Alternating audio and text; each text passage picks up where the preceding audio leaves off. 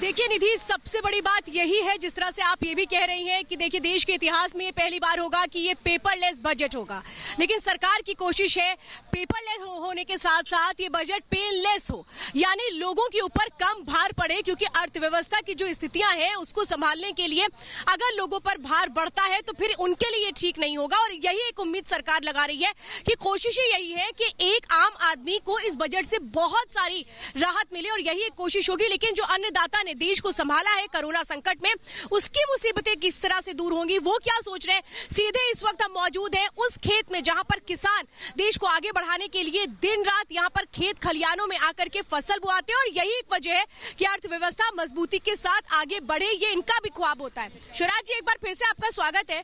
खास मेहमानों का पैनल मेरे साथ है। शिवराज जी, क्या उम्मीदें लगा रहे हैं, क्या सोच रहे हैं कि आप लोगों के लिए क्या होगा इस बार, क्योंकि सरकार के साथ आप लोगों का मनमुटाव तो है, लेकिन इस बीच क्या उम्मीद है? ये तो सरकार जाने क्या लाएगी बजट में, क्योंकि वो तो सूटकेस में बंद है। नहीं, लेकिन सूटकेस में नहीं बंद है, मोबाइल एप्लीकेशन में बंद है। जिसमें भी बंद है, लेकिन देश की जो शिक्षा है, सरकारी अस्पताल है गांव देहात में, वो बिल्कुल खत्म है। कैंसर लग गया है। देहात के आदमी को इलाज कराने की कोई व्यवस्था नहीं है। अगर कोई भयंकर रोग हो जाता है, स्वाइन फ्लू या कोई भी ऐसा रोग हो जाता है, तो अस्पताल बिल्कुल चरमराए हुए हैं, अस्पताल की व्यवस्था नहीं है।